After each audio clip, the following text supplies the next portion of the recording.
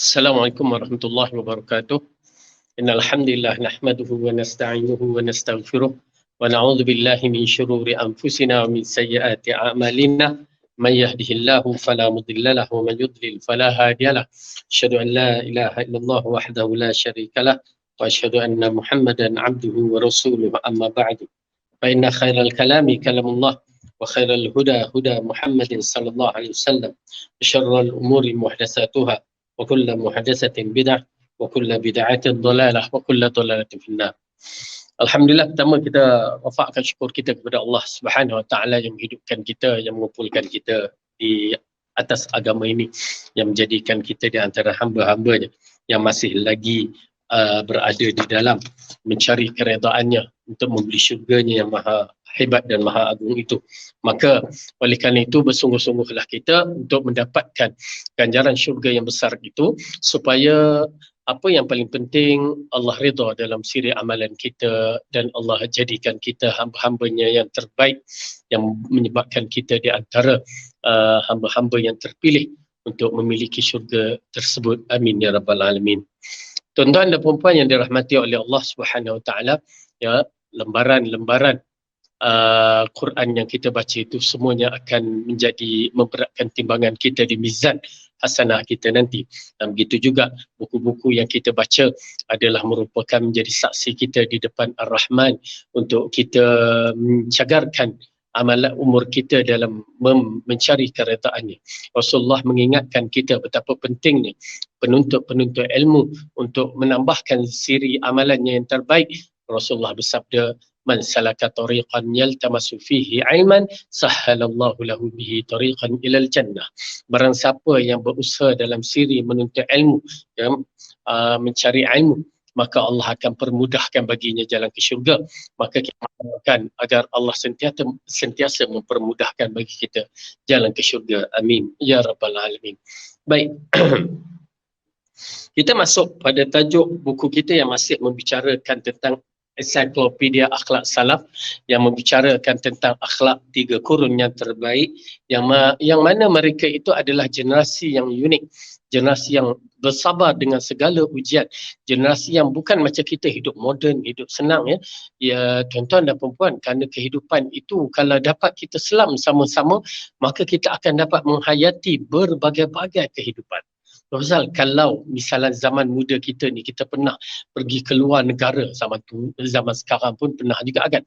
Tapi kita katakan adventure-nya pada zaman muda dahulu, kita lebih lasak, lebih agresif.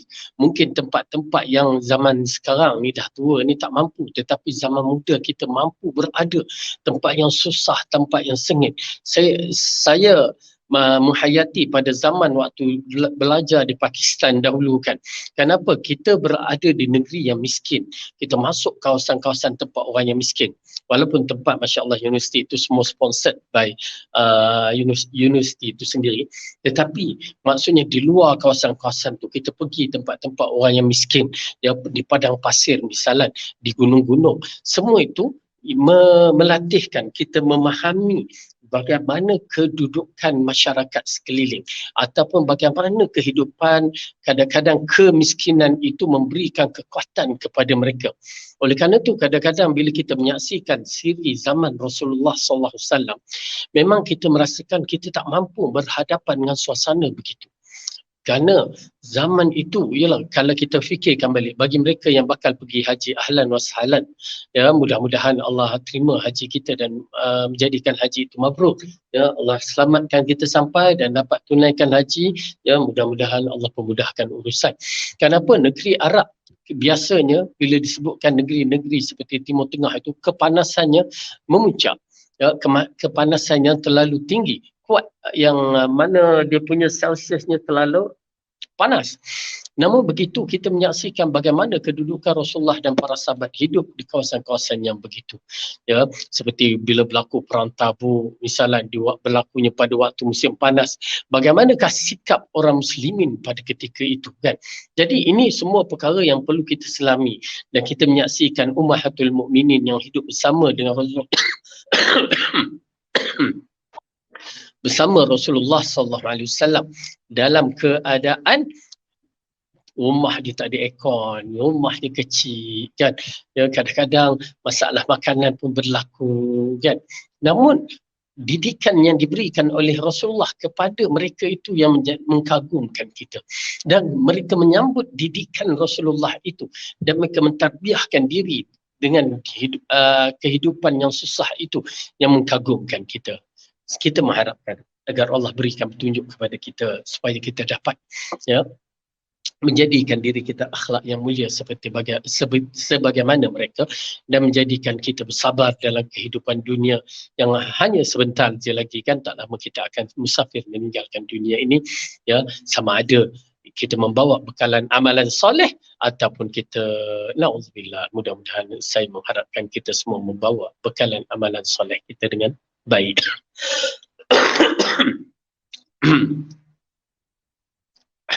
Maaf tuan-tuan dan puan-puan sebab baru je sembuh. Hari ini adalah hari yang dalam minggu ni, inilah kelas yang pertama saya buat. Kenapa? Kerana hampir 1 minggu demam dan anak-anak pun semua, satu family dan pelajar-pelajar pun kita cutikan 1 minggu. Baik, kita masuk balik pelajaran kita, muka surat 239 bab kelima, ihsan kepada kerabat. Ya, kita ihsan kepada kerabat. Kita dah membicarakan tentang ihsan. Ihsan berkaitan dengan ihsan, yakni bila membicarakan dalam bentuk hadis yang katakan ihsan, martabat ihsan itu, tetapi dalam bab ini bila kita berkaitan dalam urusan manusia, dia jadi ihsan ini melakukan perkara yang baik. Okey, kita lihat. Allah dan Rasul memerintahkan setiap mukmin supaya senantiasa berbuat ihsan kepada kerabat dan bersikap lemah lembut kepadanya. Ya, ini di antara usul dakwah kepada manusia. Ya, yang ini berlaku ihsan kepada manusia. Kenapa kita menyaksikan ihsan ini adalah satu perkara yang boleh, yang menyebabkan manusia ini mengiktirafkan, walaupun pada pada luarnya mereka menentang, tetapi pada hakikat dalaman mereka mengiktirafkan kedudukan seseorang itu dalam siri akhlak dia, perbuatan dia kan. Jadi ihsan itu amat penting. Ya, ihsan berlaku baik kepada manusia. Kita dah bicarakan pada pelajaran yang lepas tentang beberapa ihsan yang berlaku. Jadi ihsan dengan kerabat ini adalah yang dikaitkan dengan silaturahim. Yang mana kita menyaksikan apabila Rasulullah sallallahu alaihi wasallam dalam siri dakwahnya, Rasulullah tidak mendapat tentangan dari sudut akhlak. Ya, akhlak dia memang terpuji. Akhlak dia memang terpuji. Tidak ada kita menyaksikan walaupun seorang kafir Quraisy menentang akhlak Rasulullah sallallahu alaihi wasallam dengan sifat pemaafnya, dengan sifat penyayangnya, dengan sifat ihsannya, ya, dengan masyarakat, kaum kerabat. Di mana sehingga kan waktu Jibril, waktu selepas peristiwa hari pertama Isra' Mi'raj, hari pertama dia menjadi Rasul tu, dia turun, dia berkata kepada Khadijah, zammiluni, selimutkan aku kan.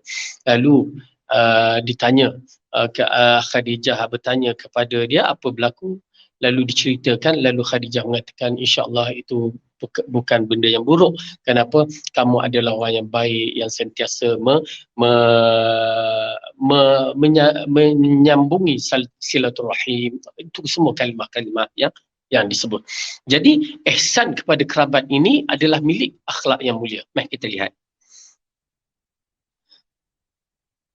Di antara bentuk ihsan tersebut adalah menyambung tali silaturahim dengan mereka, dan ia bisa diwujudkan melalui banyak cara seperti mencintai mereka, menanyakan keadaan mereka, membimbing mereka hingga mengangkapi redanya Allah, memaafkan kesalahan mereka dan membalas keburukan yang mereka berbuat apabila ada dengan kebaikan. Ya, jadi apa yang dikatakan di sini ialah bagaimanakah bentuk ihsan, ialah menyambung silaturahim ya dengan cara mencintai mereka, menanya mereka. Okey, ini di antara perkara yang kita katakan psikologi dalam siri dakwah seseorang itu. Bila kita bertanya kepada seseorang itu kan, kita tanya apa khabar, apa semua, kadang-kadang orang pun terdetik kan, orang dia ni tanya khabar aku kan. Itu tanda Masya Allah ikatan yang baik. Ya, saya teringat ya, walaupun kita tak bagi hadiah ke orang banyak pun, sebenarnya dia appreciate apa yang kita lakukan, ya, dia menghargai apa yang kita buat. Kita bagi ala kitchen macam kitchen je beli kat Mekah tu kan, sedangkan made in China juga macam kedai RM2 juga, tetapi dia bawa di Mekah tu, bawa di Mekah, lepas tu kita jumpa, nah sila ni hadiah saya dari Mekah. Dia appreciate. Saya kata maaf tak ada apa, ini je. Dia kata bukan benda tu mahal Ustaz, yang paling penting bagi saya tetapi penghargaan, ingatan tu. Masya Allah kan. Kita pun tak tahu, kita nak, memanglah kita ingatlah yang kita beli. Tapi Masya Allah, satu penghargaan yang dinilaikan sebagai ingatan yang ikhlas. Orang lain kita tak ingat, dia kita ingatkan. Wallahu'alam. Tetapi ia dihargai. Maksudnya orang yang tahu menilaikan. Itu pasal bila kita jumpa seorang, apa khabar? Ya, apa khabar? Sihat? Apa khabar? Ya, begitu diappreciatekan, dihargai, dihormat, dia rasakan ya dihargai. Itu pasal pasangan suami isteri bila dia menegurkan isteri dia atau suami dia, sebenarnya satu benda yang terlalu berharga bagi mereka yang menghargai dan menghargai. Subhanallah, aku masih lagi dihargai, aku masih lagi disayangi, aku masih dan itu semua berlaku. Ala kulli hal, ialah itu semua ujian yang mana Allah nak berikan kepada kita supaya kita menghargai siapa saja yang boleh kita hargai. Ya, siapa saja yang boleh kita berikan kebaikan, maka kita bagikan kebaikan. Baik, di sini kita lihat, ya, kita lihat dalam buku ini menceritakan lagi apa dia.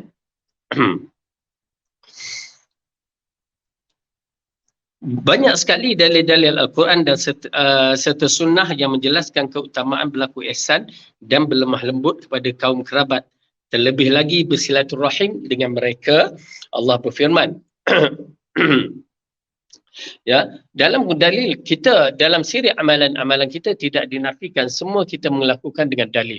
Ya, kita lakukan dengan dalil, dan apatah lagi ianya merupakan panduan daripada Tuhan yang mengutuskan Rasulullah rahmatan lil alamin. Jadi dalam bab ini kita melihat dalil-dalil sebagai perkara yang penting kerana kita imani. Bila kita imani, maka kita akan lakukan sebaik yang mungkin. Itu yang paling penting. Jadi tuan-tuan dan puan-puan, bila kita berdiri dengan dalil as-sam'u wa ta'ah, sami'na wa ata'na, kita tidak akan lepaskan. Allah berfirman, a'udzubillahi minasyaitanirrajim. Maaf, suara tak apa-apa ya. Wattaqullaha alladhi tasaaluna bihi wal arham. Innallaha kana 'alaikum raqiba. Bertakwalah kepada Allah dengan namanya kamu saling meminta-minta, dan peliharalah hubungan kekeluargaan. Sesungguhnya Allah selalu menjaga dan mengawasimu. Baik.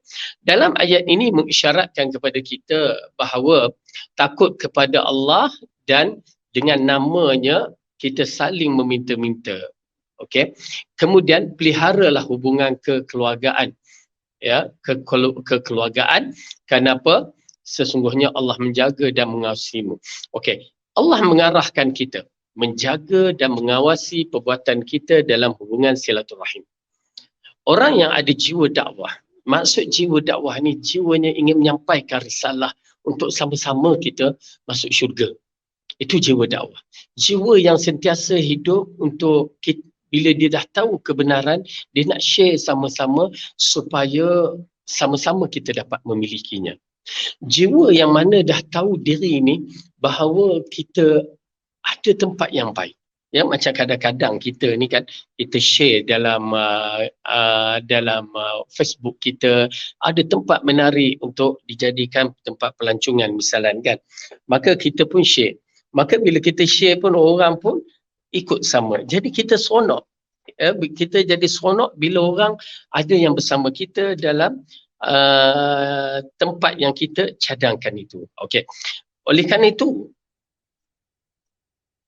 sifat yang kita nak bagikan kepada mereka-mereka yang tidak memahami ya perkara yang sebenar dalam agama ni, bila kita dah faham, kita mengharapkan sangat-sangat mereka pun faham macam mana kita faham.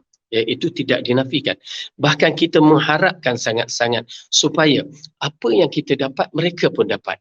Okey. Jadi jiwa dakwah tu memang ada. Ya, jiwa dakwah tu memang ada dalam jiwa kita. Bila ada di dalam jiwa kita, ia merupakan satu perkara yang amat penting. Ya, amat penting. Kita akan cuba memujuk, menarik perhatian kepada jiwa-jiwa yang masih belum kenal, belum tahu. Oleh kerana itu, tuan-tuan dan perempuan, dakwah adalah satu kewajipan bagi kita dan memahami dakwah pun kena tahu. Wajib bagi kita. Kerana kita cuba nak macam yayasan ta'lim, satu tempat untuk menyelamatkan ummah daripada akidah yang salah. Akidah yang tak betul, amalan yang tidak betul, yang tidak bertepatan dengan Al-Quran dan As-Sunnah. Ya, maka dia jadikan sini satu center, satu tempat untuk ambil ilmu.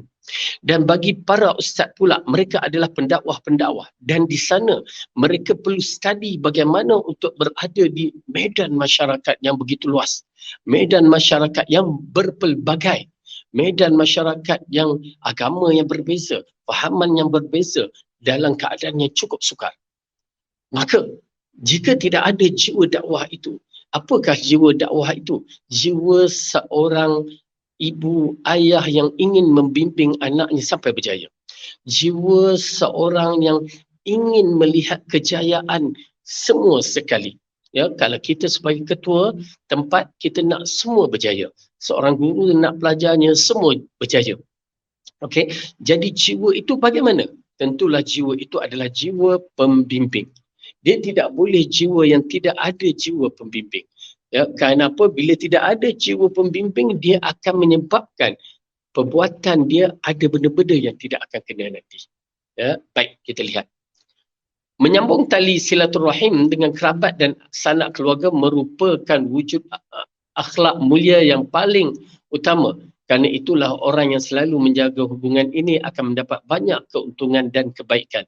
Di antara manfaat yang dimaksudkan terlihat dalam huraian di bawah. Okey. Baik. Tuan-tuan dan perempuan, bila kita dah ada jiwa dakwah ini, maka apa yang paling penting kita fahami? Okey. Ingat, sebagai seorang doktor, misalnya kita ni pendakwah ni macam doktor jugalah. Ya, bagaimana dia berbicara dengan passion dia. Ya. Saya agak tertarik bila kita melihat psikologi yang berlaku kepada masyarakat. Ya. Orang yang datang dengan secara lembut, berbicara dengan cara yang lembut, ya,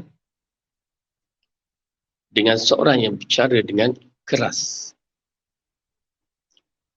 Kita dua ini ada tempatnya dan sesuai pada tempat-tempat mereka masing-masing. Cuma bagi mereka yang sakit ataupun macam orang yang tidak faham, maka didatangilah mereka dengan cara yang lembut. Cara yang lembut kita sampaikan. Tidakkah Allah mengatakan kepada Musa apabila berhadapan dengan Fir'aun? Walaupun Fir'aun dalam keadaan keras kan. Ya, Allah katakan pula qaulan layyinan, katakan kepada mereka, kepada dia wahai Musa dan Harun dengan perkataan yang lembut-lembut. Ya, kerana perkataan yang lembut-lembut ini boleh mendatangkan efek yang begitu mendalam. Ya, begitu mendalam. Yang mana yang boleh menyebabkan orang mengata menyebabkan kalau kaedah penyakit tu separuh penyakit tu dah rasa hilang. Ya, separuh penyakit tu dah rasa hilang. Kena pula penampilan seorang pendakwah atau penampilan kita ni, umpama semua kita ni adalah pendakwah. Tak kira lah kita kerja jual nasi lemak ke, engineering ke, apa dia, guru ke, doktor ke, arkitek ke, semua kita ni adalah pendakwah yang akan menyeru kepada kebaikan. Ya, tidak dinafikan. Oleh kerana itu, dia bukan semestinya dapat tauliah boleh jadi pendakwah. Tak. Pendakwah apabila niat kita untuk menyelamatkan manusia, untuk menyelamatkan mereka, membimbing mereka, itulah pendakwah. Ya, terutamanya orang yang ada psikologi dalam bab ini, dia amat faham bagaimana pertama inputkan satu perasaan sayang. Bila ada perasaan sayang itu, dia ada satu perkara yang menarik. Ya, kita sayang kat kucing kan. Macam mana orang yang sayang kat kucing? Dia tengok orang pukul kucing tu dah marah kan. Dia apa pukul kucing pula tu kan. Dan sayang kat anak kan. Pukul anak kan. Orang marah. Ya, apa saya dapat tengok mesej grup punya tu, ya, grup taman tu dia kata, tolong jaga anak-anak, ya, pasal apa? 2 orang lawan anak saya seorang. Kenapa jadi begitu kan? Dan siapa tak sayang anak? Pasal 2 orang tak tahu siapa bergaduh anak-anak kan. Jadi anak balik mengadu. Alah aku lihat nak menceritakan ada sayang kan. Jadi kita ni bila ada sayang, saya nak terang pun, mungkin kita pernah bercinta dulu kan. Dia cara bercakap lain. Bila kita sayang seseorang tu, cara bercakap lain. Cakap kita pula berbunga-bunga. Bukan sekadar berbunga-bunga, berbuah-buah. Ya, keluar bunga itu, keluar madunya. Masya Allah, manis. Tidak dinafikan. Itu waktu sayang. Ya, waktu sayang. Jadi, perkataan-perkataan itu akan muncul. Cara berbicara, cara senyuman, cara subhanallah, semuanya akan muncul. Sebenarnya apabila kita melakukan perkara tersebut, maka itulah yang akan mengubati sebahagian penyakit daripada orang-orang yang sedang penyakit. Itu pasal tuan-tuan dan perempuan saksikan kalau kat hospital kan, ya, bukanlah kita apa nak cerita, kadang-kadang bila nurse tu layan, patient tu jadi separuh penyakit hilang. Ya, bukan apa dia suka kat nurse tu. Sakit tu, dia jadi sakit lain lah pula. Tapi nak cerita, separuh sakit tu hilang, bahkan jadi mengada-ngada pula kan kadang-kadang. Okey, nak cerita kan, kesan daripada itu adalah amat penting. Kita bukan suruh kita ambil orang perempuan pergi bicara dengan orang lelaki, tak. Tetapi nak menceritakan kesan daripada itu, itulah dakwah sebenarnya. Itulah dakwah yang mana kita dapat membimbing dalam keluarga, dalam anak-anak, dalam mak ayah kita, kaum kerabat kita. Ini di antara perkara yang menarik dalam hubungan silaturahim sebenarnya. Ya, perkataan, senyuman, percakapan, itu belum lagi bagi barang-barang, itu semua ada kaitan dengan silaturahim, ihsan dengan mak kerabat. Okey, kita lihat. Apabila kita melakukan ihsan dengan perbuatan tersebut, ya, manfaat yang akan kita terima, pertama, membuktikan kita beriman kepada Allah. Ya, tuan-tuan dan puan-puan, kita membuktikan kita beriman kepada Allah Subhanahu Wa Taala. Yakni kita yakin dengan apa yang Allah katakan. Subhanallah, kita beriman. Baik, menyambung tali silaturahim adalah wujud keimanan seorang hamba kepada Allah dan hari akhirat, hari kiamat. Ini berdalilkan daripada hadis Rasulullah sallallahu alaihi wasallam, "Man kana yu'minu billahi wal yawmil akhir falyukrim dhaifahu wa man kana yu'minu billahi wal yawmil akhir falyasil rahimahu wa man kana yu'minu billahi wal yawmil akhir falyaqul khair aw liyasmut." Falyaqul khairan aw liyasmut. Baik. Barang siapa yang beriman kepada Allah dan hari akhirat, maka hendaklah dia memuliakan tetamunya. Okey, ini di antara lafaz yang amat penting yang kita bagi orang yang memahami kaedah-kaedah bahasa Arab. Maka bila dikatakan man kana yu'minu billahi wal yaumil akhir, siapa yang beriman kepada Allah dan hari akhirat. Ibu, tuan-tuan dan puan-puan, bila kalimah itu disebut, bergetar hati kita ni. Ya, saya beriman kepada Allah dan hari akhirat. Berarti apa? Saya akan menyambut apa yang arahan yang akan diberi. Itu kaedah dia. Bukan sekadar baca, okey, habis, okey, ya, dah lupa dah. Ya, tak, tetapi apa yang kita baca, kita sedang memegang satu arahan. As-sam'u wa ta'ah, pertama, kami dengar dan kami patuh. Yang kedua, penuh rasa tenang, rasa beriman, rasa damai, dengan penuh keyakinan, kami akan melakukan hak mana yang kami mampu. Maka dalam hadis ini, apabila Allah mengatakan, Rasulullah bersabda, barang siapa yang beriman kepada Allah dan hari akhirat, maka hendaklah dia memuliakan tetamunya. Muliakan tetamunya. Jadi memuliakan tetamunya, tetamu yang datang, yang dikatakan at-takrimud daif salasata ayyam, memuliakan tetamu itu selama 3 hari. Jika tetamu itu, tengok tetamu itu jauh ke dekat. Kalau dekat, ya, tetamu jiran sebelah apa, tetamu biasa tu, ialah layanlah. Ya, bagi teh ke apa ke. Jadi tetamu yang dianggap sebagai tetamu selama 3 hari pun perlu dilayan ya dengan layanan yang betul-betul. Ya, seperti mana yang kita tahu, layanan yang hak mana kita mampu juga. Ya, sehingga Rasulullah kata jangan beratkan diri kamu untuk melayan tetamu sampai bak kata orang nak habiskan segala-galanya. Tak, hak mana mampu. Kalau ada air sebagai layanan, air sahaja. Tak menjadi masalah. Ya, kenapa? Semua itu ada peraturan dan arahan dia supaya kita tidak tersilap dalam melayan tetamu sampai nak bergadai, sampai nak bergaduh keluarga. Tak ada, tak boleh. Kan? Kenapa? Kedudukan melayan tetamu ni apabila satu hari Rasulullah sallallahu alaihi wasallam duduk bersama para sahabat radhiyallahu anhum, tiba-tiba seorang lelaki datang ya, dalam keadaan ya dia musafir, lalu dia kata, ya Rasulullah, aku datang musafir, ya bolehkah aku singgah untuk menjadi tetamu di sini. Ya, lalu Rasulullah mengisytiharkan siapa yang nak menjadikan dia sebagai tetamu.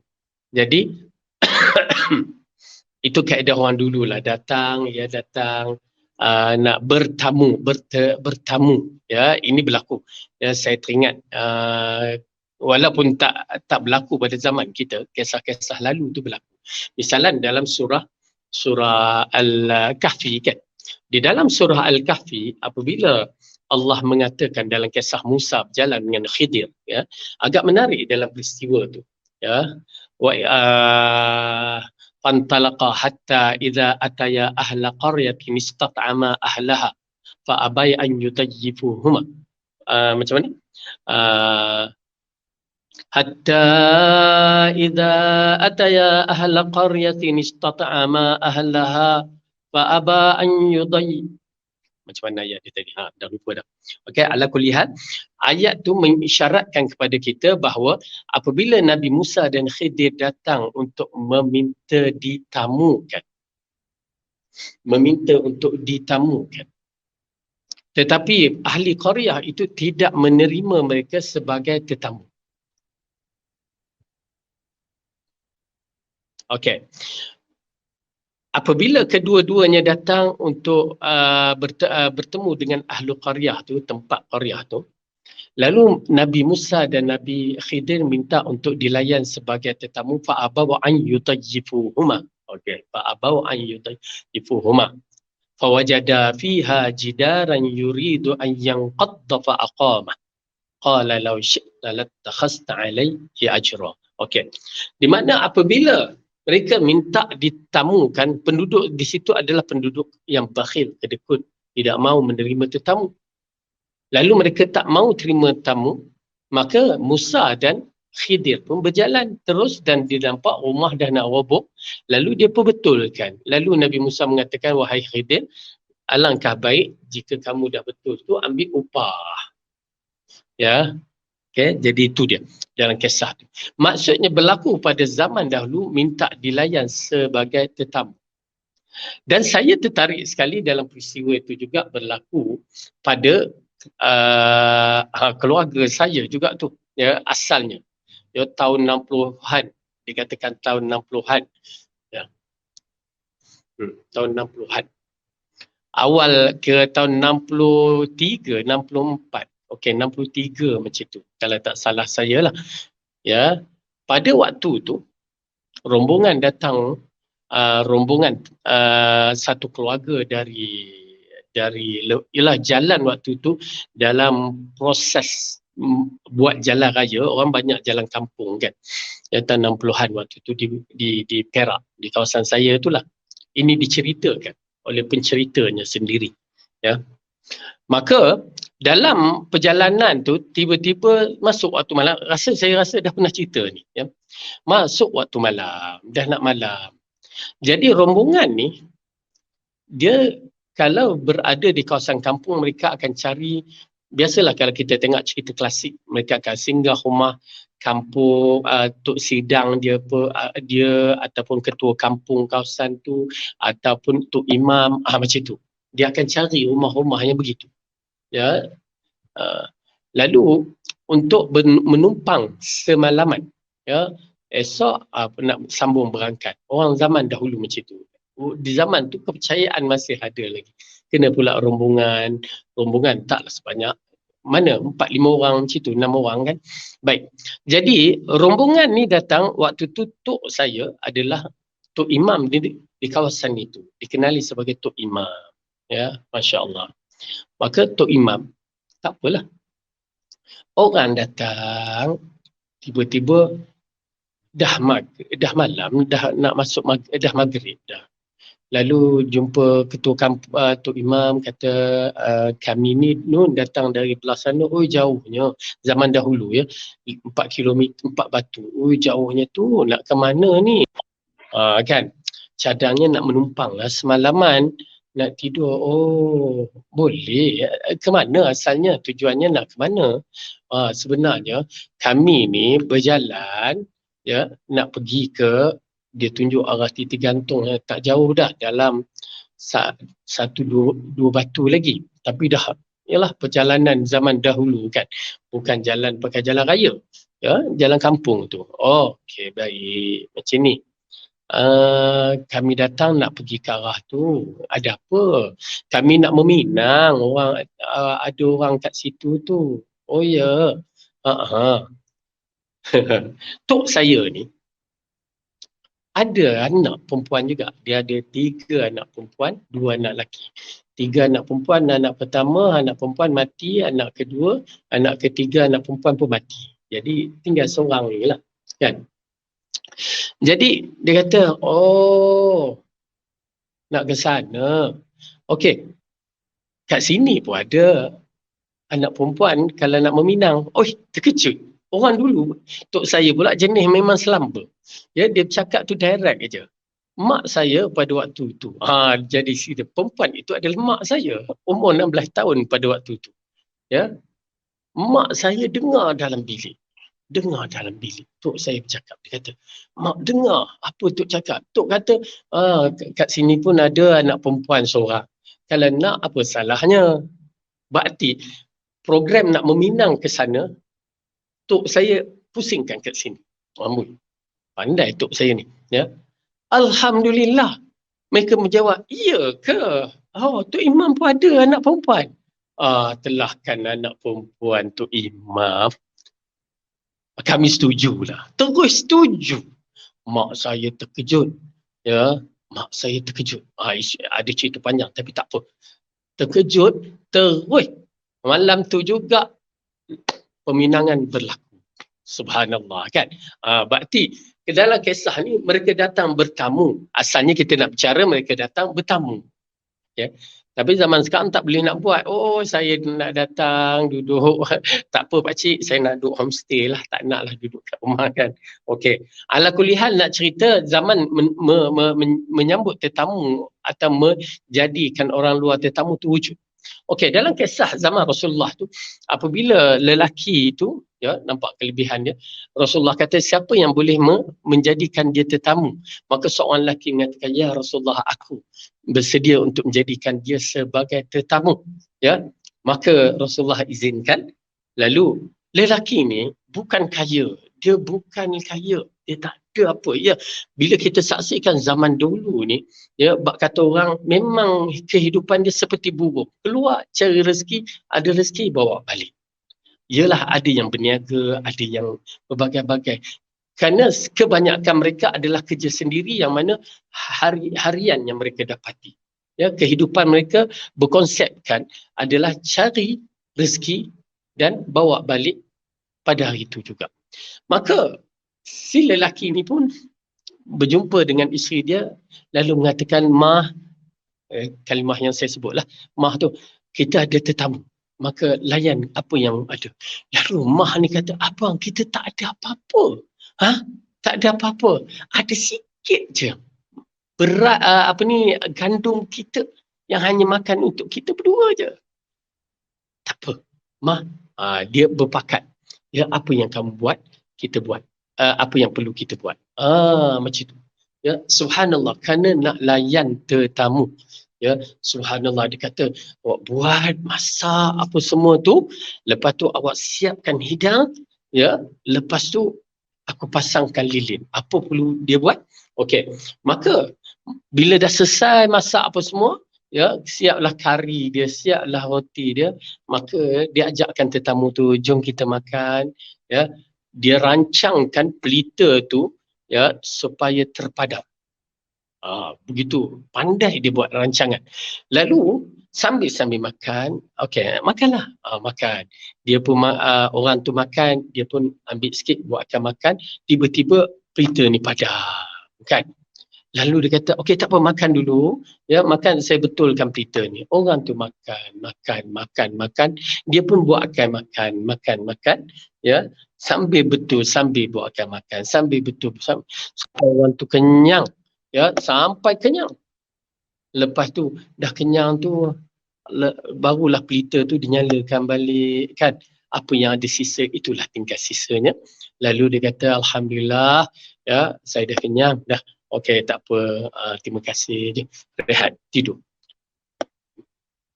Pagi esok Rasulullah sallallahu alaihi wasallam awal-awal memberikan khabar gembira. Lalu dia mengatakan, mana si fulan? Lalu didatangikan si fulan. Rasulullah kata, apa yang kamu buat semalaman sehingga Allah gelak dengan perbuatan kamu? Itu mengisbatkan sifat ketawa Allah itu. Ya, tanpa banyak pertanyaan, kita beriman dengan apa yang Rasulullah katakan. Perbuatan kamu itu menyebabkan satu perkara yang menarik. Ya, bila Allah suka, maka orang ini di kalangan orang yang tidak akan dihisap oleh Allah. Ya, apa dia? Lalu diceritakan, semalam kami ada makanan sikit, jadi kami nak takrimut taif, melayani tetamu, kami pura-pura makan dengan memadamkan api pelita. Ya, subhanallah. Jadi ini di antara perkara yang menarik. Ya, perkara yang menarik yang mana menyebabkan mereka berdua, suami isteri ini, mendapat keampunan Allah. Kalau ikutkan hadis, tidak akan dihisap mereka ini. Baik, jadi man kana yu'minu billahi wal yaumil akhir falyukrim daifahu. Maka kita memuliakan tetamu, tetapi tidak memberatkan. Dan saya ingatkan kepada tetamu, ini saya pernah lihat, ya, tetamu ni, ya, dia dah jadi tetamu, dia pergi, dia guna ke hadis, dia kata kena layan tetamu, ya, sehari tak apa lagi, hari kedua, ketiga, keempat, ya, budak-budak pun waktu zaman saya remaja tu tengok, dia ni duk layan tetamu, minta dilayan sebagai tetamu, dah lain macam ni, ya. Dia suruh basuh kain baju dia suruh ni kan. Itu salah tu dari sudut hukum Islam. Di hukum Islam, bila kita menjadi tetamu, kita kena jaga ada adab sebagai seorang tetamu, bukan mengambil kesempatan sebagai tetamu untuk memberatkan orang lain. Okey, jadi itu pun kena ambil kira. Dan hak tetamu sampai 3 hari, dan pada hari ketiga kalau tuan rumah tu tak melayan, jangan kita merajuk pula, ya. Jangan amboi dia ni, aku mentang-mentang lah aku lama, dia buat dek lah pula. Tak, itu hak dia, kerana dia pun ada urusan juga. Baik, kemudian wa man kana yu'minu billahi wal yaumil akhir falyasil rahimahu. Barang siapa yang beriman dengan Allah dan hari akhirat, maka hubungilah silaturahim, ya. Jadi silaturahim terutamanya kaum kerabat kita, adik-beradik kita tu, yang mak dan ayah tu sudah tentu. Adik-beradik kita tu, ya, lepas tu kaum kerabat yang dikatakan dalam usul silaturahim ni, kaum kerabat kita yang terdekat diutamakan dahulu, dan kemudian yang lain-lain. Jadi menghubungi dia, ya, bertanya khabar pun cukup dah, bagi hadiah pun cukup dah, apa yang boleh buat kita dia gembira pun dah okey dah. Ya, itu silaturahim, menghubungi silaturahim. Kemudian wa man kana yu'minu billahi wal yaumil akhir falyaqul khairan aw liyasmut. Barang siapa yang beriman kepada Allah dan hari akhirat, hendaklah dia berkata perkataan yang baik ataupun dia diam. Ini di antara perkara ni agak sukar. Ya, tetapi kita kena latihkan diri kita untuk berkata perkataan yang baik-baik. Kerana para pendakwah, dia tidak akan mengeluarkan melainkan emas. Yakni dia tidak akan mengeluarkan melainkan yang terbaik. Wallahu alam, adab-adab kita berbicara itu diambil kira. Oleh kerana itu, seorang ibu dan ayah adalah pendakwah kepada anak-anak. Bila dia berbicara, anak-anak akan ikut. Itu asal ibu, tuan-tuan dan perempuan, kalau kita saksikan bila kita berbicara, dengan anak cara yang tidak beradab, anak-anak akan berbicara dengan cara yang tidak beradab juga. Ya, kalau bahasa yang biasa kita sebut tu, yang kita keluar tu, ya, bahasa yang tidak baik, maka anak-anak pun akan mengeluarkan perkataan bahasa yang tidak baik juga. Maka berhati-hati. Jadi oleh kerana tu dalam bahasa-bahasa ni kita kena jaga elok-elok, ya, apatah lagi untuk berbicara dengan bahasa kepada orang lain. Ya, subhanallah, saya dulu saya teringat ayah saya agak strict dalam bahasa. Salah guna bahasa dia marah. Kamu nak bercakap dengan orang mak saya, ya, kamu nak bercakap dengan orang tua ada adabnya. Ya, oh dia marah. Ya, silap sikit je terus dia tegur. Ya, sampai sekarang kita bila saya nak berbicara, saya akan cuba menggunakan bahasa-bahasa yang terbaik. Tetapi kadang-kadang geram juga kan, dia terlepas juga tu, tapi secara kasar bahasa yang terbaik itu akan menjadikan orang itu terbaik. Dan saya amat menghargai jika seorang itu menegur saya untuk membetulkan bahasa. Saya teringat waktu saya bekerja di Arab Saudi dahulu, ya, dalam tahun 98 dalam di Jeddah. Saya teringat di Jeddah waktu itu kita dah berkawan dengan orang Arab, kita mengguna bahasa-bahasa mereka lah, ya, abuya, yang ni kita sebut saudara, wahai, encik, apa semua kan. Sampai satu ketika penggunaan bahasa tu dah terbiasa. Saya pergi ke satu consulate Malaysia, ya, di sana saya bercakap dengan Pak Gad dia di situ, ya. Lalu Pak Gad tu tegur, ya, dia kata jangan guna kalimah itu.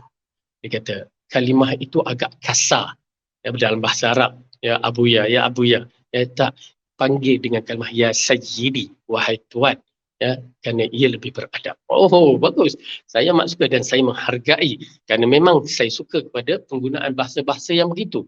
Tapi dah kita berkawan dengan orang Arab, bahasa-bahasa tu dia berbagi, kita pun terguna bahasa tu dengan waktu di tempat-tempat yang khusus, ya. Dan alhamdulillah, ya, saya amat menghargai teguran yang begitu, kerana saya amat menjaga bahasa. Kerana anak-anak kita jaga bahasa-bahasa supaya kalimah-kalimah itu, pasal kalimah-kalimah macam bodoh kan, ataupun kalimah mencarut, na'udzubillah, mengkhianat, apa semua tu kita tak menggunanya. Dan na'udzubillah, kita cuba mengelakkan penggunaan, dan kalau boleh kita tak mau dengar daripada perkataan budak-budak kecil terhadap, ya, kawan-kawan mereka. Saya tegur. Kalau saya dengar waktu tu bersama budak-budak pun mereka bercakap, saya akan tegur. Itu tak kira kenal tak kenal, saya akan tegur. Tetapi orang besar tu kita dah tak cakap apa lah. Tapi kalau budak-budak, ya, saya akan tegur. Kerana kalimah itu kalimah yang tidak baik. Ya, dia cakap bodoh apa semua tu kan, na'udzubillah. Baik. Bahkan dalam ayat Quran mengatakan, dalam surah Al-Ahzab Allah berfirman, a'udzubillahi minasyaitonirrajim, ya ayyuhalladzina amanu taqullaha wa qulu qawlan sadida yuslih lakum a'malakum wa yaghfir lakum dhunubakum wa man yuti'illaha wa rasulahu faqad faza fawzan 'azima. Wahai orang yang beriman, takutlah kepada Allah dan katakanlah perkataan yang baik-baik. Maka bila kita berkata perkataan baik-baik, yaghfir lakum dzunub, yuslih lakum a'malakum, maka Allah akan memperbetulkan amalan-amalan kita, wa yaghfir lakum dzunubakum, dan Allah akan mengampunkan dosa-dosa kita. Maka bila kita katakan perkataan yang baik, maka apa berlaku? Allah akan mengampunkan dosa-dosa kita. Allah akan perbetulkan diri kita. Jadi daripada itulah kita datang, ya, barang siapa yang bercakap baik-baik, kita akan lihat, ya, perbuatan dan perkataan dia, masya-Allah baik. Orang tu akan insya-Allah baik. Ya. Ini adalah jaminan daripada Allah Subhanahu Wa Taala. Bila kita berkata perkataan yang baik-baik, Allah akan baik akhlak kita. Bagi mereka yang nak diperbaiki akhlak, apa juga bentuk akhlak, ya, nak diperbaiki, maka berkatalah perkataan yang baik-baik. Kemudian awil yasmut, ataupun senyap. Kerana bab perkataan saja seorang itu boleh dilontarkan ke dalam neraka dengan jarak yang begitu jauh. Hanya dengan perkataan. Dan dengan perkataan yang tidak baik juga, seorang itu, perkataan yang baik juga, orang itu boleh dilontarkan ke dalam syurga. Dimasukkan ke dalam syurga dengan jarak yang jauh. Ini mengisyaratkan kepada kita bahawa perkataan-perkataan itu akan dihisap. Setiap ucapan kita akan dihisap. Apa yang kita tulis dalam WhatsApp kita, Facebook kita, TikTok kita, apa yang kita nak ni kan, semuanya akan dihisap di depan Allah. Ya, bayangkan kalau kalimah yang Allah katakan dalam Al-Quran, wala taqul lahuma uffin, jangan kamu kata kepada mak bapak kamu tu uff. Apa kalimah yang keluar? Tak ada ejaan. Kan? Tapi ia merupakan satu kalimah yang menyebabkan seorang itu menjadi kabair, dosa besar. Saja menyebabkan dia boleh menjadikan dia di kalangan ahli neraka. Na'udzubillah min dzalik. Ya. Jadi tuan-tuan dan perempuan, ya, keimanan kita kepada Allah dan Rasul dan hari akhirat amat penting untuk menyelamatkan kita. Maka katakanlah perkataan yang baik-baik. Yang kedua, membuka pintu rezeki. Ini di antara perkara yang menarik. Ya, kadang-kadang kalau kita teliti, kita tak nampak disebabkan kita ni banyak fokus kepada nak mencari rezeki. Dengan cara, dia mencari rezeki itu ada beberapa cara, tidak dinafikan. Tetapi kita hanya fokus kepada ada kerja, ada duit. Itu masalah kita. Ya, itu masalah kita. Ya, bila kita meletakkan itu semata-mata, maka dia akan merosakkan konsep-konsep yang lain. Konsep kita bekerja, ada duit. Bekerja, ada kerja, ada gaji. Begitu kaedah dia. Namun, kita kena combinekan dengan beberapa perkara yang lain. Ya, untuk menjadikan rezeki kita ni terbaik. Membuka rezeki. Kenapa? Rasulullah SAW mengingatkan kepada kita melalui hadis-hadisnya dan ayat-ayat Al-Quran tentang Allah berfirman dalam ayat Al-Quran berkaitan dengan rezeki bahawa dia yang memberinya. Okey. Dan kita ini sewaktu dalam rahim ibu sewaktu kita di dalam rahim ibu tu dulu, ya, kita telah mengambil persaksian, mengambil beberapa perkara yang mana ianya tidak boleh diubah-ubah lagi. Berkaitan dengan ajal kita, semua dah ditetapkan oleh Allah. Cuma kita tak mati je lagi. Buruk baik kita di bumi, semua telah ditetapkan oleh Allah. Dah kita rasai dan ada yang akan kita rasai lagi. Dan di antaranya masalah rezeki kita. Selagi kita hidup, insya-Allah rezeki kita ada. Cuma adalah kaedah-kaedah yang mana qada dan qadar yang perlu dilakukan. Ya, yang disebutkan dalam hadis apa yang boleh mendatangkan rezeki-rezeki yang begitu. Ya, okey. Pertama, tidak dinafikan dengan melakukan kerja. Yang mana Rasulullah mengingatkan bila kamu nak melakukan kerja berkaitan dengan kerja yang halal untuk mencari rezeki yang halal, ya, maka insya-Allah ada rezeki. Maka di sana ada ganjaran pahala. Yang kedua, di antara perkara yang boleh mendatangkan rezeki, kita lihat melalui ayat-ayat Al-Quran, hadis. Ya. Apabila Allah mengingatkan dalam Al-Quran tentang bersedekah dalam surah Al-Baqarah, ya, yang mana Allah mengatakan,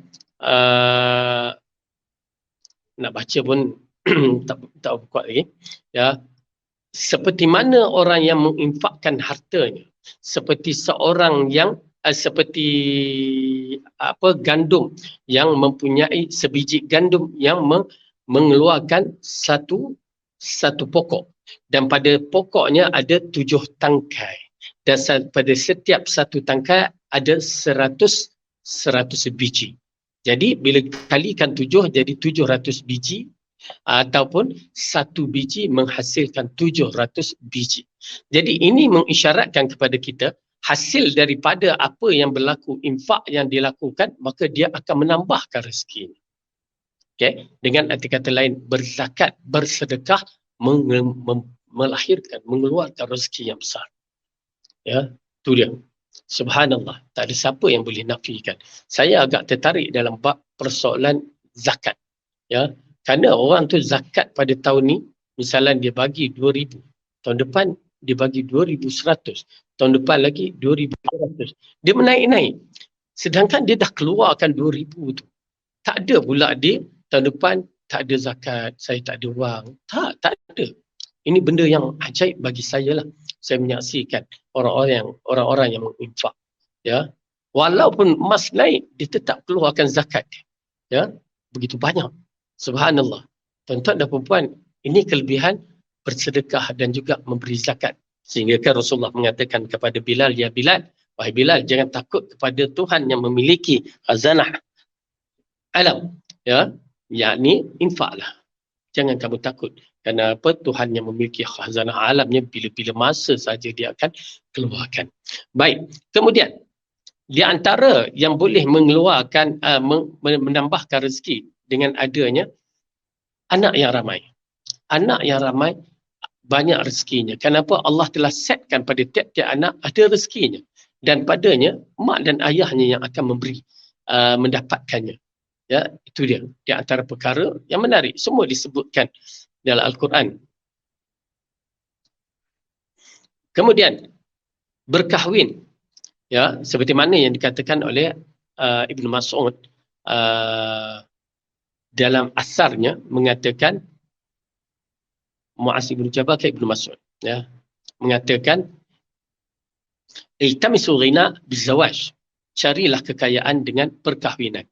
Ya, rupanya ialah Allah membuka rezeki dari sudut perkahwinan. Kalau kita renung balik mereka-mereka yang telah berkahwin ni kan, dia boleh ingat balik zaman mula-mula kerja kapcai je, naik motor je. Ya, kerja pun ala kadar je. Tapi Allah buka rezeki satu. Ya, sampai Masya Allah, ya, rumah banglo dan kereta banyak, anak banyak kan. Kesan daripada rezeki perkahwinan yang Allah berikan, lepas tu rezeki-rezeki yang lain-lain. Ya, dan kita lihat dalam bab ini, ia termasuk membuka rezeki, menyambung tali silaturahim adalah salah satu faktor terbesar yang akan melapangkan rezeki dan membuat umur manusia semakin berkah. Okey, cantik. Dia mengatakan semakin berkah. Ini amat penting. Kenapa? Dalam konsep yang disebutkan itu, takut ada yang salah faham, semakin dikatakan makin panjang. Umur takkan panjang, dia ditetapkan. Tapi umur akan diberkati. Bila diberkati ni, makanan bila diberkati dia akan rasa banyak. Makanan bila diberkati dia akan rasa kenyang. Makanan bila diberkati itu, ya, dia akan menjadi tahan lama. Itu dia, semua diberkati. Okey, maka umur apabila diberkati, dia akan digunakan, dapat menggunakan sebaik-baik yang mungkin. Umur apabila diberkati, dia akan sentiasa sihat dalam mengerjakan amalan soleh. Ya, ini semua berkaitan dengan keberkatan. Okey, baik, kita lihat hal sebagaimana yang dijelaskan oleh Rasulullah SAW melalui hadisnya. Man sarrahu an yubsata lahu fi rizqihi aw yunsa'alahu fi atharihi falyasil khair rahimahu. Barang siapa yang dilapangkan rezekinya dan ingin tetap dikenang kebaikannya setelah meninggal, hendaklah dia menyambung tali silaturahim. Okey. Barang siapa yang ingin dilapangkan rezeki, ya, dalam hadis ini mengisyaratkan siapa yang nak rasa lapang rezeki dia, ya, maka hendaklah dan juga kebaikannya dikenang. Wallahu alam, setengah orang nakkan kebaikan dikenang. Ialah maksudnya bak kata pepatah, harimau mati meninggalkan belang, manusia mati meninggalkan nama, sum'ah, nama kebaikan dia. Namun bagi kita mencari nama kita di sisi Allah tak menjadi masalah lah. Apa-apa pun tak menjadi masalah. Yang mana Rasulullah mengatakan, ya, barang siapa ingin dilapangkan rezekinya, ya, dan ingin tetap dikenang kebaikannya setelah meninggal, hendaklah dia menyambung tali silaturahim. Ya, disambung je tali silaturahim. Ya, saya pun agak tertarik dalam benda-benda yang begini. Bila kita sambung aja, ada je benda yang menyambungkan, menyebabkan rezeki kita jadi murah. Ya, dan di antara perkara yang boleh menyambungkan silaturahim juga dengan kita beri kepada mereka apa yang kita ada, dan mereka, Allah bukakan hati untuk membantu kita. Ya, itu di antara perkara yang menarik lah. Tapi hakikatnya di sisi Allah yang lebih tahu maksudnya. Tapi apa-apa pun dia akan memberikan keberkatan pada rezeki kita dan juga nama kita akan menjadi terbaik.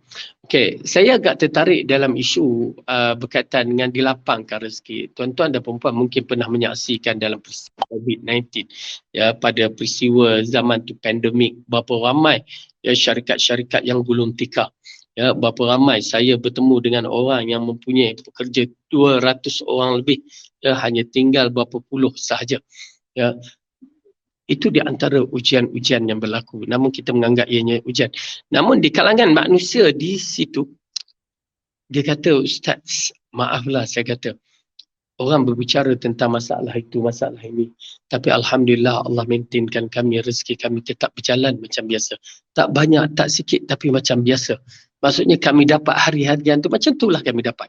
Maksudnya, walaupun dia bukan orang yang punya syarikat yang besar, tetapi dia rezeki dia tidak terkesan, tak ada efek di zaman pandemik.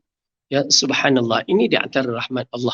Ya, kalau kita saksikan juga berapa banyak institusi, rumah kebajikan, anak yatim, rumah sekolah tahfiz yang tertutup di zaman pandemik, kesan daripada ini. Namun di kalangan juga ada yang Allah pelihara yang masih memberikan, ya, untuk terus berjalan seperti mana biasa. Ini di antara rezeki-rezeki yang Allah berikan kepada mereka, kelapangan. Maka mudah-mudahan Allah lapangkan rezeki kita semua, ya.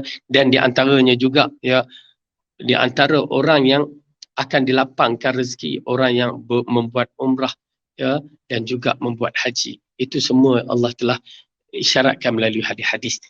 Dalam hadis-hadis yang sahih menceritakan tentang kelebihan kedudukan haji dan umrah. Okey, baik. Yang ketiga,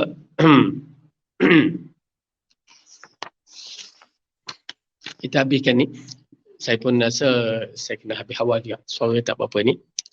3, mengantarkan ke syurga. Menyambung silaturahim bahkan merupakan salah satu faktor paling dominan yang akan mengantar seorang hamba masuk syurga dan selamat dari siksaan neraka. Ya, memang kita nakkan kita di kalangan ahli syurga dan terselamat dari neraka.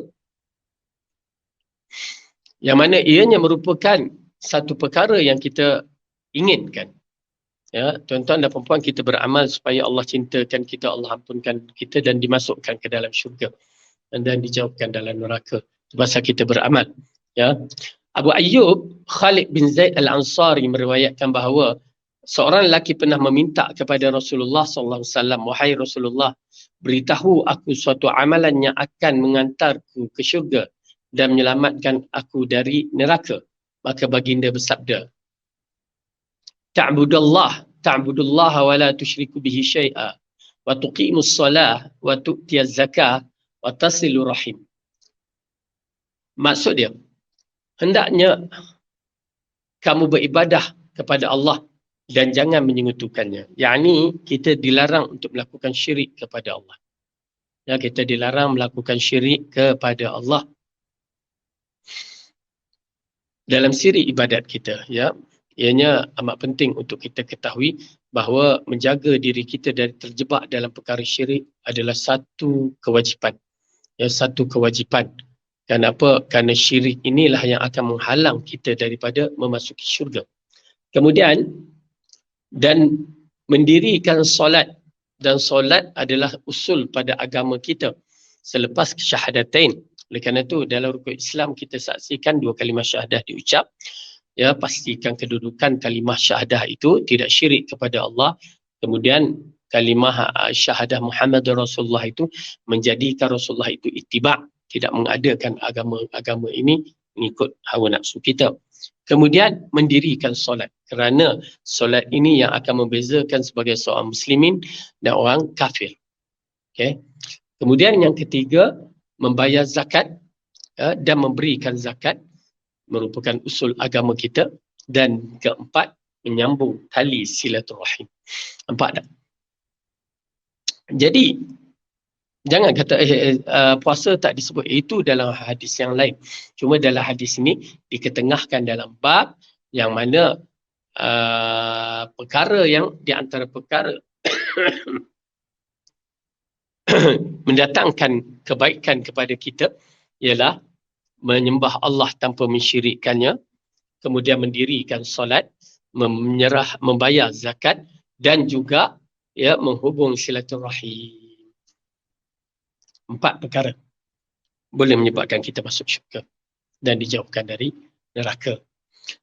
Kerana itu, wahai saudaraku, bersungguh-sungguhlah dalam berperilaku ihsan kepada saudara dan kerabatmu, serta sambunglah olehmu tali silaturahim, dan janganlah sekali-kali memutuskannya, sebab tidak akan masuk syurga orang yang memutus silaturahim. Abu Jabir bin Mut'im meriwayatkan sabda Rasulullah sallallahu alaihi wasallam, apa dia? La yadkhulul jannah al-qati'un. Tidak akan masuk syurga orang yang memutuskan silaturahim. Ya, nampak tak? Tak boleh kita nak putus silaturahim. Walaupun dengan mak ayah kita yang kafir, tak boleh. Ya, dia tetap hubungan kita. Oleh kerana itu, dalam kaedah ini, hubungan mak ayah ataupun orang kafir, dia ada hukum ahkam dia. Kepada anak-anak muda, jangan bersemangat sangat kalau kita tak faham dan belajar. Kenapa? Bila mak ayah kita kafir, hubungan kita padanya adalah seperti biasa yang diarahkan oleh Allah supaya berbeza. Apa dia? Jika mengarahkan kepada maksiat kepada Allah, yakni melakukan syirik, makan benda yang haram, melakukan perbuatan haram, itu tak boleh. Yang lain tetap akhlak kita mulia. Ya, hatta Allah mengatakan dalam surah Luqman itu, ya, berhubung dengannya pergaulan ma'rufah, pergaulan yang penuh kasih sayang, penuh penghormatan. Ini kadang-kadang kita masakan kita dah masuk Islam, kita betul amboi mak ayah kita kafir, kita maki hamun, ya, kita putuskan hubungan. Tak boleh, tak boleh. Ya, jauh, itu bukan pandangan ahli sunnah wal jamaah. Bahkan itu adalah pandangan khawarij, pemikiran orang yang jumud, jahil. Ya, kita orang yang Islam, maka kita kena pelihara dia dengan sebaik-baik yang mungkin. Baik. Begitu juga agung keadaan ar-rahim, tali kerabat, hingga baginda bersabda, ar-rahimu muta'alliqatun bil arshi, taqulu man wasalani wasalahu Allah, wa man qata'ani qata'ahu Allah. Rahim, kekerabatan itu bergantung di arasy dan berkata, barang siapa yang menyambungku, nescaya Allah akan menyambungnya dengan rahmatnya, dan barang siapa yang memutuskanku, nescaya Allah memutuskannya dengan rahmatnya. Maksudnya, ini di antara perkara yang menarik kerana kita tidak tahu apa yang berada pada arasy ar-Rahman. Dan kita tahu arasy ar-Rahman itu berada di atas lautan. Yang mana ia berada nun di atas 7 petala langit, nun di atas lagi, dan ar-Rahmanu ala arsyis istawa. Allah bersemayam di atas arasy dan malaikat-malaikat berada di keliling arasy, yang memikul arasy, yang mana disebutkan. Dan di sini disebutkan satu perkara lagi, Ar-Rahim itu dilekatkan, digantung pada arasy Ar-Rahman. Bagaimana? Wallahu a'lam, kita beriman. Kerana yang bercerita itu adalah Rasulullah SAW. Hadis pula adalah riwayat Bukhari dan Muslim. Muttafaqun alaih. Persoalan ghaib hanya beriman tanpa banyak bicara. Okey, namun dia berbicara pada ketika itu, siapa yang menyambungi dia minta kepada Allah, ya, mengatakan barang siapa yang menyambungku, nescaya Allah akan menyambungnya, dan barang siapa yang memutusku, nescaya Allah akan memutusnya. Dengan arti kata lain, ya, dia memberitahu bahawa Allah telah mengikatkan perjanjian dengannya, bahawa siapa yang mengikat aku dengan silaturahim ini pada orang-orang yang berhak, maka dia telah mengikat denganku, dengan Allah. Ya, barang siapa yang memutus, maka dia telah terputus dari rahmat Allah. Setiap mukmin perlu berbekal banyak kesabaran serta kelapangan hati dan dalam berupaya menyambung silaturahim. Sebab hakikat menyambungnya tidaklah sebatas membalas kebaikan dengan kebaikan yang tidak berat dilakukan jiwa. Akan tetapi hakikatnya ialah segera mendekatkan hubungan dengan kerabat yang berusaha memutuskannya dari kita atau yang berlaku buruk kepada kita. Tentu saja itu bukan perkara yang mudah dilakukan oleh Rasulullah sallallahu alaihi wasallam. mudah dilakukan. Rasulullah bersabda, laisal wasilu bil mukafi'i walakinil wasilu alladhi idza quti'at rahimuhu wasalaha. Maksudnya, seseorang yang menyambung tali silaturahim hakikatnya bukanlah orang yang membalas kebaikan dengan kebaikan, akan tetapi dialah yang bergegas menyambungnya apabila ia diputuskan. Ya, pasal kadang-kadang silaturahim itu terputus, lalu berlaku cecak kasih kan, mencari balik orang-orang yang rapat saudara mara, maka itu dinamakan silaturahim yang terbaik. Ya, maksud itu yang terbaik. Ada yang cuba bergaduh, tak nak bertegur siapa, tapi dihidupkan balik, maka itulah yang terbaik. Maka itu diambil kira sebagai silaturahim. Kemudian orang yang menerima perlakuan buruk kerabatnya dengan sabar serta memelihara hubungan silaturahim demi mengharap redha Allah, maka dialah orang yang menang dan akan meraih keredaannya dan menuai pahala yang besar. Ya, orang yang cuba nak hubung silaturahim tapi dibenci kan, namun dia usahakan dan bersabar, maka dia mendapat ganjaran yang besar. Seorang lelaki mengadu kepada Rasulullah, wahai Rasulullah, salah satu family ku selalu ku kunjungi untuk menyambung silaturahim, tetapi mereka malah cenderung memutuskan diriku. Aku senantiasa berbuat baik kepada mereka, tetapi mereka malah membalasnya dengan keburukan. Aku bersikap lemah lembut kepada mereka, tetapi mereka malah mengabai sikapku. Beliau menganggap la in kunta kama qulta fa ka'annama tusifuhum mal wa la yazalu ma'aka minallahi zahirun alaihim ma dumta ala dhalika. Jika sikapmu, yakni maksudnya lelaki ini bagi tahu, ya Rasulullah, aku datang, aku ada seorang saudara, aku selalu hubung silaturahim dengan mereka, namun mereka ni buat dek aja.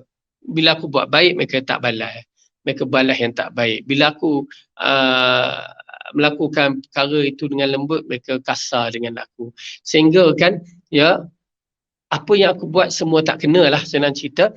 Lalu Rasulullah mengatakan, jika sikapmu memang seperti yang kamu katakan, ya, kalau betul apa yang kamu katakan begitu, seakan-akan kamu menjejali debu panas ke mulut mereka. Ya, seolah-olah kamu meletakkan satu benda yang berat sangat kepada mereka, dan Allah sentiasa menolongmu selama kamu bersikap seperti itu. Ya, maka pertolongan Allah tu akan ada. Ya, tetapi bila tu jangan risau, bantuan Allah tu akan ada. Bila Rasulullah kata ada, adalah.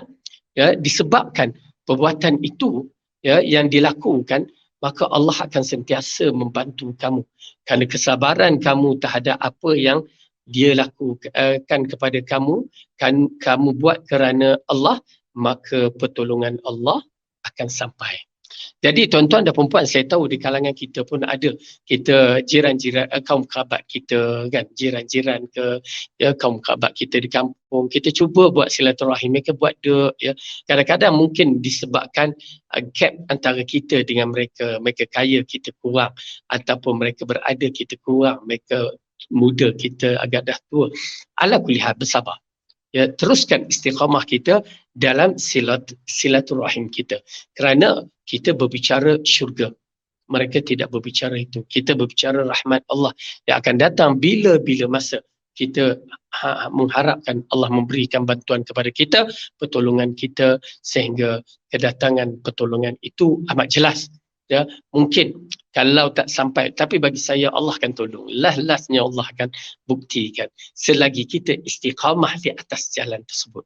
Ya, selagi kita istiqamah, kerana sifat pertolongan Allah, bantuan Allah itu, sifat dia, ya, tidak lambat dan cepat kadang-kadang, dan tidak cepat tapi dia tidak akan lambat, bertepatan pada waktunya. Itu sifat pertolongan Allah, memang bertepatan pada waktunya. Sehingga kalau kita menyaksikan ayat-ayat Al-Quran seperti dalam surah Yusuf, sehingga para nabi dan pengikutnya mengatakan bila pertolongan Allah, kan, sampai begitu sekali pertolongan Allah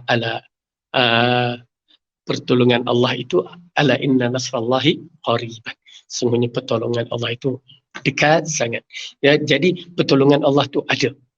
Cuma memerlukan sedikit kesabaran dan istiqamah kita dalam menyampaikan risalah yang apa perlu kita sampaikan. Jadi tuan-tuan dan puan-puan, saya rasa saya had sini dulu ya, kerana keadaan yang masih lagi tidak sihat. Ya, jadi insyaAllah doakan saya, insyaAllah kalau tidak ada halangan, saya akan pergi haji juga tahun ni, ya, dalam minggu depan. Kita akan bertemu dalam pelajaran yang akan datang di bumi. Saya akan menyampaikan di bumi Mekah sana nantilah. Jadi wallahu a'lam bisawab. Yang baik itu datang daripada Allah, salah silap datang daripada saya sendiri. Aku qauli hadza wa astaghfirullah li wa lakum. Wassalamualaikum warahmatullahi wabarakatuh. Subhanakallahumma bihamdika asyhadu an la ilaha illa anta astaghfiruka wa atubu